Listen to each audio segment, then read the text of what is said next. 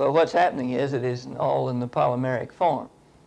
In other words, to the degree that it isn't polymerized, then it's still subject to the same reaction. And we'll discuss how long it takes, but it takes roughly 5 years or more before essentially all the pigment is in the polymeric form, apparently, under usual conditions of wine storage. And this isn't one of the things that's been well studied yet. How much of that 5 years needs to be in barrel and how much in bottle is still another question. But if you just analyze wine of increasing age, then 20-year-old wines, you can't recover any unchanged red pigment from them. 1-year-old wines you can. And so somewhere in about the 5-year range, about complete conversion has occurred. Talking about vintage dated bottled wines, you see. Now, you say you're not quite clear why it would substitute in only these two positions. Well, remember that we said the positive charge is localized unless it's on the oxygen in one of these two positions, and surely that's resonance-wise fairly clear. And the idea is the bisulfite ion, you see, is a negative species, so that all you have to do is bring them into proximity and the charge is neutralized and you have the link. Yeah, but again, what I was saying is, where is the substitution taking place in the phenomenon that I observe of the wine turning from a dark purple, say, to fading to a red when I add 300 or 400 parts? Say, and these have been very young months, as a matter of fact. Well, when you add the SO2 to a wine, you have a high percentage, or a percentage of the pigment still in the anthocyanin form. And then you would be getting the 4 substitution, and it would be colorless. In a sense, you're substituting the bisulfite addition compound, or the sulfonic acid derivative, for the pseudo-base, which also, you see, the pseudo-base, while we commonly write it with the OH group there, I think it probably is equally, if not more so, proper to write it this way. And of course, you realize if we write the pseudo-base this way, and particularly in the anthocyanidin, then this becomes a analog of a leucoanthocyanin. And a leucoanthocyanin can convert readily to an anthocyanidin, so that, again, it makes some sense to at least consider the possibility that the pseudo-base OH is located in either the 2 or the 4 position, not just 2 as is commonly written.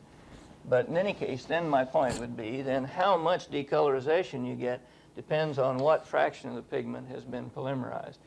Now, you get no wines that don't lose color when you add SO2. So if you took a 20-year-old wine and added SO2 to it, you'd also lower the color. And that leaves us with a little bit of iffiness in this whole picture.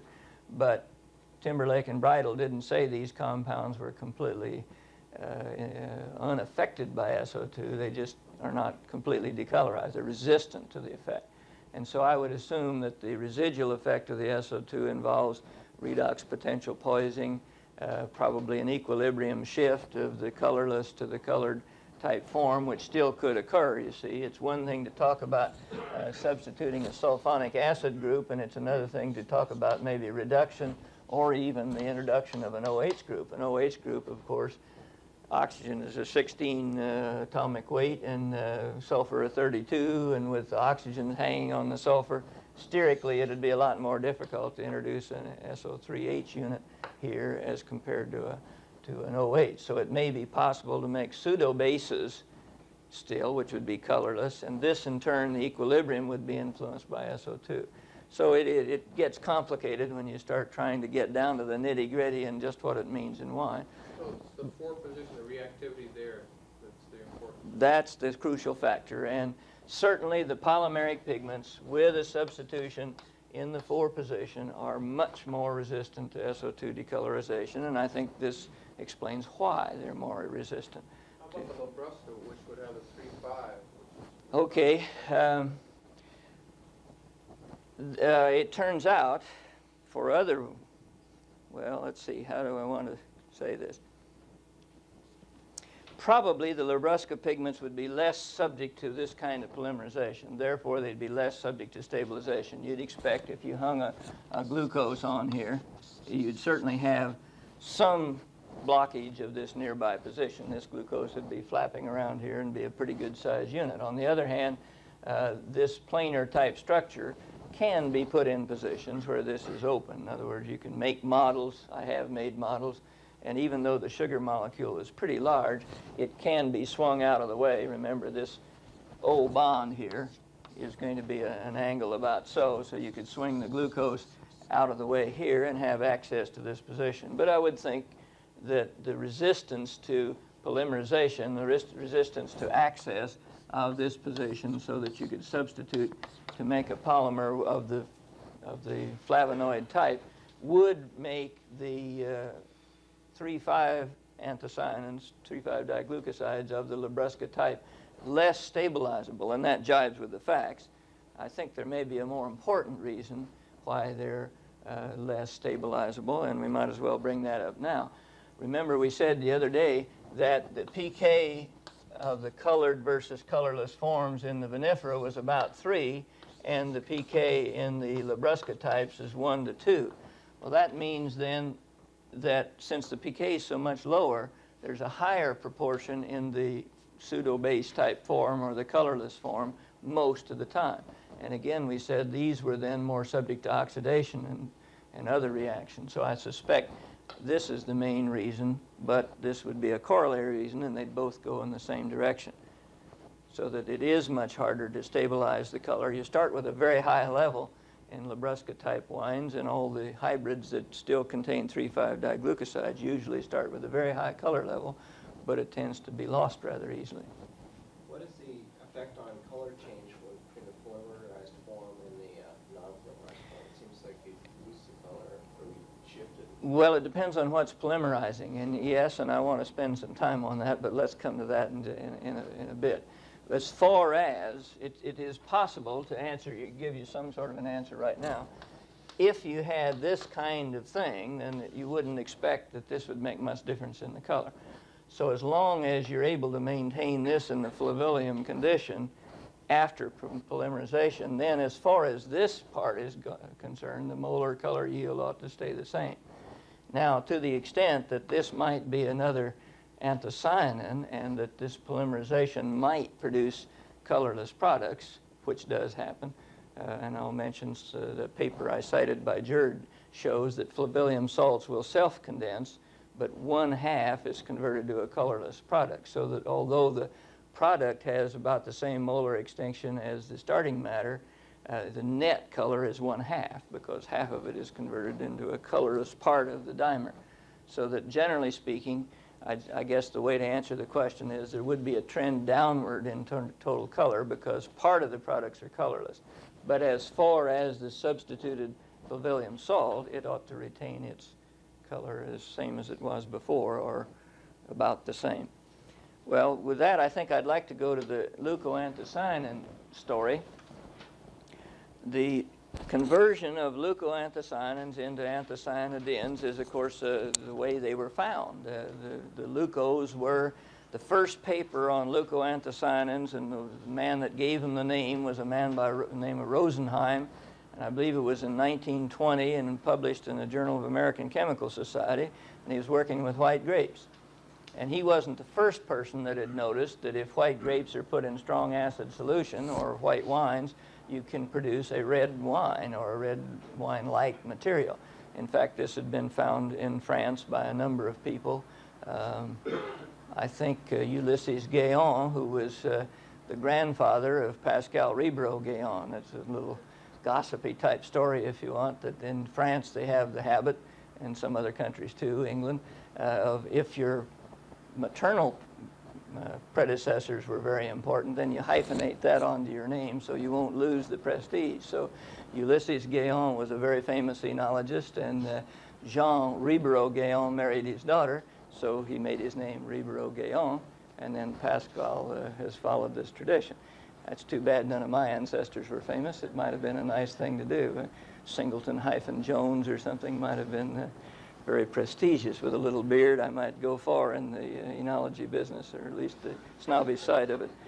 But in any case, that in the family, it has been very illustrious and certainly hasn't been diluted by the intermarriage. The son and grandson are perhaps as well known or better than their time as was the grandfather. So I don't mean to be nasty about the thing. In any case, this conversion was found from red wines and has since been expanded into a number of other areas. And what we know about the reaction is based mostly on the monomeric 3,4-flavandiol. And if the monomeric flavan 3,4-diol is converted to the colored product, you have a number of intermediate, well, two main intermediate happenings. What happens is that this colorless compound is dehydrated to give, at least as drawn, the flav3-ene. In other words, the double bond is between the 2 and 3 position, and so it's described as the flav3-ene. Now, this flavine is still colorless, and what it takes then to make it into an anthocyanin is the oxidation of this hydrogen to give then the positively charged flavillum salt. So it takes an oxidative step to get the colored material.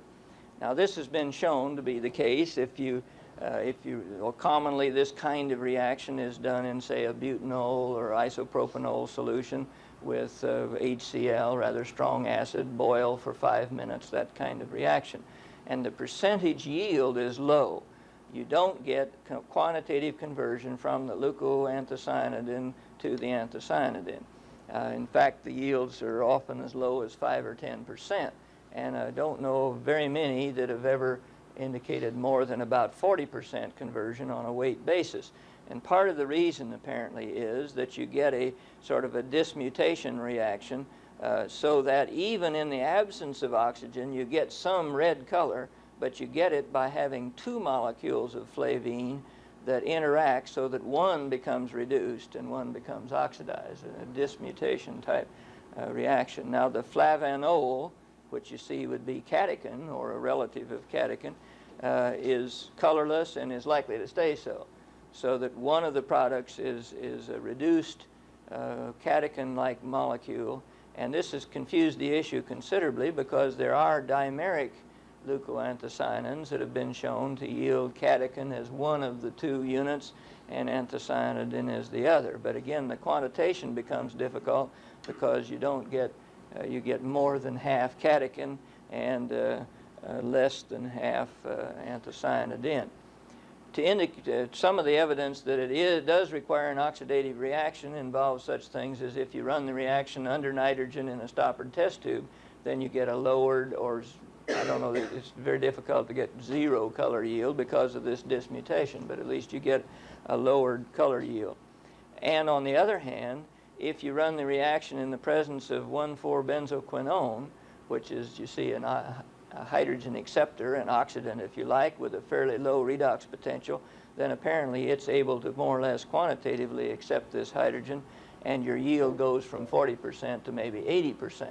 So you can, and this was discovered by Jerd, so you can get a much higher conversion to anthocyanidin. And while we're on the point, this explains, I think, why the way of determining leucoanthocyanin content is to convert it to anthocyanin.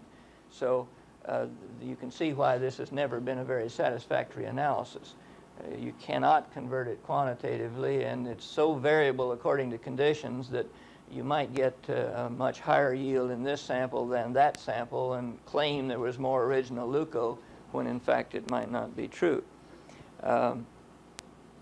So in my opinion, the analytical determinations of tannin and leuco based on conversion from the leuco form to the anthocyanidin are not terribly meaningful. On the other hand, we don't have anything much better. Well, we're talking partly about polymeric tannins, and I thought I brought, well, I seem to have, well, I started, but it must have blown off along the hall coming down. I started with the model of the condensed tannin that we have shown you before, but anyway, the point is that if we have a substitution in the 4 position, this same kind of reaction can occur. In other words, polymeric leucoanthocyanins can convert just as can monomeric. So that if we have a leucoanthocyanin, and you can call this a leuco or not, that is, you could the fact is that if we heat this mixture with the proper substitution on it, we will convert part of it, presumably this part, into the anthocyanin, and perhaps, depending on what this is, into other flavonoid material. So heating this in acid solution gives the same kind of conversion, and apparently you could visualize this as happening in more than one way. But one way that you could visualize it happening is a hydrolysis occurring so that a product, and this is an unusual type of hydrolysis, you realize, with breaking of a carbon-carbon bond by adding the elements of water.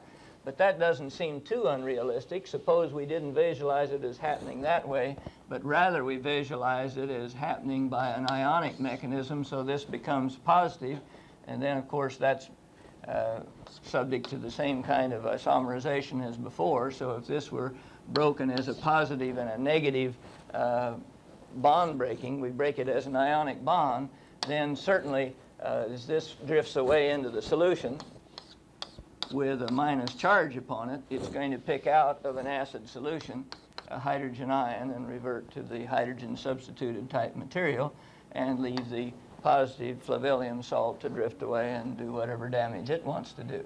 So we don't necessarily have to visualize it as a hydrolysis of a carbon-carbon double bond. We can visualize it as a weakened bond that is easily ionized and converted to these kinds of products. But by the same token, the bond can reform the same way, so that the regeneration of the polymeric glucose, and for that matter polymeric compounds of other types in the flavonoid series, is very easy. So that if you have catechin and heat it in an acid solution, you rapidly produce what's been called phlobophene, which is an intractable cream-colored precipitate that you just can't do much of anything with it. And it isn't only by this 4,6 or 4,8 type polymerization, but it's mostly this apparently. And again, that I don't want to belabor the point unduly, but it does make sense, because remember we said even when not ionized, we said that in the fluoroglucinol type molecule, where we have the activating oxygens in the meta positions, this is a maximally activated molecule with a concentration of electrons in the 8 and 6 position, so that the electrons are naturally concentrated there.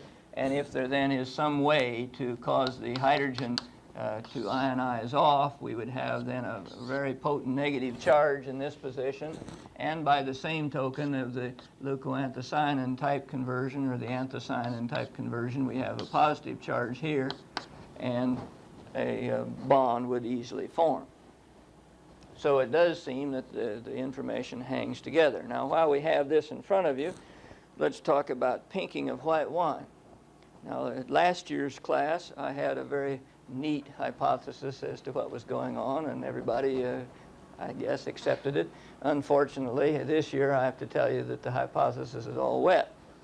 What we hypothesized was that for a long time, and it still makes great sense, so we're only going to partially modify the story.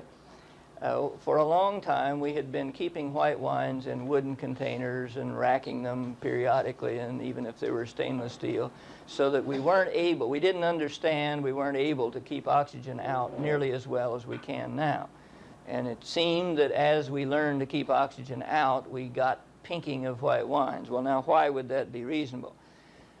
Well, the conversion of an alcohol to a dehydrated product, this dehydration reaction to form a double bond, is a fairly high activation energy reaction. Commonly, if you want to dehydrate an alcohol, say, you'll put it in concentrated sulfuric acid and maybe heat it a bit. So that's a pretty forcing type condition. So the activation energy of the dehydration reaction would be fairly high, whereas the oxidation would ordinarily have a low activation energy and go easily. So that if you had ready availability of oxygen, even though small amounts, but fairly periodically, you would not build up any flavine. You'd be converting it as soon as it occurred. And not only would you convert it then, presumably to the anthocyanidin, which we've already said was very unstable, but due to other oxidative reactions then, even without oxygen, it would go to colorless forms, and it's likely to go to brown forms if we have oxygen present. Now the brown forms, as we've mentioned several times, would have a much lower molar extinction. So if you take a barely pink solution and oxidize it till the products are brown, you aren't going to see the brown hardly. In other words, the color net intensity of all visible color would drop considerably by a factor of 30 or so, generally in conversion of the flavillum salt to browned products. And since some of the products are likely to be colorless, it would even be lower. So on that basis, what we thought was happening was that when you protect it from oxygen, you'd be getting a buildup of the flavine. And then when you got ready to bottle the wine, or in some other circumstances, it contacted oxygen, and of course by this dismutation reaction, even without contacting oxygen, it could convert to the colored form. And if this happened suddenly enough at bottling, you'd get a wine that had been okay becoming pink just after bottling because of the oxygen contact. Well, this looked hopeful, it looked correct, it looked right, and it looked hopeful in the sense that the anthocyanidin then should be the product. Since you're going from a leuco, and the leucos are not known to be glycosides, then you should be able to hold that wine for a period of time and convert it to a white wine again, even if it was bottled. So even if it was pink in the bottle, rather than rebottling and going to some other processing problem, what we hope to do is to come up with some time temperature scheme and say, okay, if that happens to you, hold the cased wine in the warehouse for this long at this temperature, and then you can sell it okay. And so we were investigating this, but we thought, well, you know, we could be wrong. It's very unlikely, but we might be wrong. Let's try. So what we thought we should do is to take some pinked wine and isolate the anthocyanidin from it. Well, of course, we're in great difficulty because the pink wines are very faintly pink, so we had to use our salting out method and take 5 or 6 gallons of wine and salt it and treat it so we got 30 milliliters of anthocyanidin solution, we thought, and then paper chromatograph it. And lo and behold, it turned out that the pink color was glycoside. Now, it couldn't be glycoside if this mechanism was correct. So we thought, well, that was a gray Riesling sample. Maybe we had skin contamination. So we did it over on some 100% Thompson seedless, and be darned if we didn't get the same thing. So at the moment, we're stuck with the fact that we don't get, in fact, flavines without sugars attached or anthocyanidins without sugars attached. So, yet on the other hand, clearly you don't have anthocyanins in Thompson seedless either. So what we now think must be happening is that we're getting a reductive reaction during yeast fermentation that's converting a glycoside flavonoid, which is not colored, into a reduced form of a 3,4-diol or some other type form with the sugar attached, and then this is converting by a similar mechanism. So we haven't given up the mechanism, but the reduced form must not be the ordinarily naturally occurring leucocyanidin type compound. Well, what compound would you predict? Well, it seemed most reasonable to us that it would be a flavonol derivative, because a reduction of a flavonol would give, if you were able to reduce the 4-carbonyl, would give the equivalent of a leucoanthocyanin. And it happens that at least some of the flavonoids are substituted with sugar in the 7 position. Of course, if the thing that's kind of worrisome is the 5-OH might hydrogen bond and make this carbonyl rather hard to reduce. So what we did last vintage was to deliberately add some quercetin derivatives to fermentations and try to see if we would then get pink products which we could identify as having arisen from the quercetin. The wines are still in the cellar, and we don't know the answer yet. They don't seem to be particularly pink at this stage, so I don't know. It is true, we are, if you want to make a pinked white wine, I can tell you how to do it now. We finally learned how to do it reliably. If you take Thompson seedless and ferment it on the skins, you'll get a pink wine. So that there is a constituent in Thompson seedless, more so than in most other grapes to our knowledge, which when fermented does lead to the pink product. If you take clarified juice, then you may or may not get it depending on the skin contact. So that clearly we are learning something, but we're still a bit up in the air, and unfortunately I can't be nearly as dogmatic about what we know about this as I was with the last class. So if you see any of the other people, tell them I'm sorry about being so sure when now I'm not so sure. Yeah. Did this time temperature, did it work out in any No, because you see the glycoside apparently protects it again from decolorization. Remember, the anthocyanidin falls apart easily, but the glycoside doesn't, and that's also very disappointing. And for that reason, we haven't really gone into the time temperature studies, but we have had reports from industry that while this does work, it takes a good deal longer than it should, like maybe 6 months, which then gets to be very expensive also. So that it is true that this is the best thing to do, apparently, if you've got a pink white wine. Either go ahead and sell it and expect complaints, or hold it for 6 months or so and it will tend to decolorize. I still have hopes for a light treatment, which might enable it to be decolorized, but again, we haven't really worked with that in detail since we've run into these snags in our explanation. This brings me to, well, I guess I can take it from here. This brings me to talking about polymerization a little more. We just got through saying something about why leucoanthocyanins that are polymers behave similar to the monomeric type, but it's been shown largely by Jerd. This is work by Jerd and Summers, Summers being here on leave from Australia.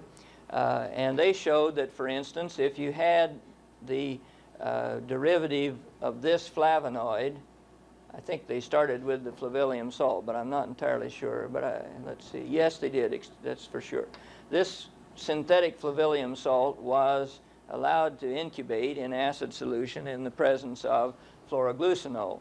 And they were able to show that among the products was this fluoroglucinol substituted product in the 4 position. So if fluoroglucinol will substitute in the 4 position, then presumably any other flavonoid would. But this has another corollary that's very interesting. Note that this particular anthocyanin derivative, synthetic anthocyanin, was methoxylated, and if we then get in acid solution the chalcone type compound, or at least the open ring type compound, then we have the OH group here that was originally closed, but we have OH groups here, and if we rotate around this bond, as we should be able to do, then it ought to be possible to close and reform. These are all reversible equilibrium reactions, so it ought to be possible to reform the heterocyclic ring on the other side with the fluoroglucinol. And in fact, it was shown that this does happen. And in the presence of oxygen again, to remove this hydrogen, you can convert this to a xanthillium salt of this type with a positive charge, which is brightly colored. It happens, at least in the synthetic series, that the xanthillium salt maximum is at a lower wavelength than the original flavillum. So you would be going from red toward yellow, say, and the absorbance in this particular case was 453 here. And it is quite interesting that there's a number of reactions, not only this one, but other reactions of the flavillum salt type that give yellow products which have absorbance at around 450. Nevertheless, this kind of reaction has been shown to occur under conditions that it should occur in wine, and although I don't believe to this date that such products have been found in wine, some of the spectral characteristics have been found, and certainly dilute acetic acid for 17 hours at 100 degrees, which gave them essentially quantitative conversion, then if that happens quantitatively, it would be reasonable to expect that it could occur something less than quantitative in more mild conditions. So this would appear to be a kind of reaction that can occur, and may be one reason that we get golden colors adding to and giving a yellow color on top of reds in wines. You're the gentleman from Viewpoint? Okay, so we want to save enough time. How much time do you need, roughly? Oh, it'll take about 15 minutes, okay. Well, we'll save you 10 anyway. I'm not sure we can spare 15. And while I've interrupted, there is one other thing I'd like to get your opinion on. It's been coming to my attention more and more forcefully that there are people that feel that they haven't been very well educated on wine aging, some of you in this room. And it may be that, particularly with Dr. Kunke's 298 in the spring now being a marketing seminar instead of the usual kind where each enologist gives some of his own work, I'd like to know if I was able to arrange it between now and a week from today, some convenient time, how many people would be interested in sort of an off-the-cuff question and answer thing on wine aging, where we could do like the Caputi thing, for instance, maybe less of the formal presentation and more of a chance for you to ask. But I'm getting a little tired of having no chance to rebut comments that we don't know how much oxygen goes through corks and a few of these things. So I'm willing to do it, and I realize this time of the quarter is a bad time for you. I mean, I see hands of the people that might be willing if we can get a good time. Well, it might make it worthwhile then. So I'll try to line up 1098. Would say, I realize Wednesdays are pretty well out. I would think probably, say, Thursday at 4 might be a good time. Does that sound reasonably good to most people? Okay, I'll take a crack at Thursday at 4 for next week. And I'll put up a notice by the mailbox if we're able to swing it. And if we aren't able to swing it, then at least those who would like to, I can do it individually if you come to see me. Okay. So that this kind of reaction illustrates one type, and as I say, there are others. There is a reaction known in tea, which leads to tropolone derivatives, which are 7-membered aromatic type rings, and also absorb at about 450. So that clearly absorbance at 450 is not all that revealing, but at least it does illustrate some of the kinds of things that can go on. And this brings me to polymerization reactions of pigments. The polymerization of pigments is under a great deal of study. We've already mentioned that as wine ages, then less and less of the pigment becomes identifiable as anthocyanin. And this has been known for some time. In fact, going clear back to the grape skins, if you make an immediate extract of fresh grape skins, very little material stays at the origin on a paper chromatogram. And to the degree you're more and more careful, less and less material stays at the origin. So that by and large it appears that there are no polymeric pigments, at least of the same kind, in grapes like there are in wine. But by artifact production, the longer the pigment extract has been out or the longer the wine has been made, the more and more pigment shows up as polymeric. And some of this also goes way back. Again, I think it was Jean-Henri Bourgaillon that showed, if not, it was a contemporary of his earlier days in France that showed that if you put red wine in a dialysis bag, if you put it in early, most of the color would go through the dialyzing membrane. If you put it in after some age, relatively little of the color would go through the dialysis membrane. And you may know Barney Watson is doing his thesis on this work, and I think is scheduled for a seminar before very long, and certainly is planning to give his work at the ASE meeting, so I won't try to go into any more detail. But I would point out that if we then react a colored flavillum salt with, say, a catechin, a colorless derivative, with an A ring, we would get this bond forming, and the flavine product would be colorless, but then this could either dismutate or oxidize, with the result that the anthocyanin could be regenerated, and you would be in the same level of color as far as if you got quantitative conversion from this to this, you'd have the same amount of color as you had before.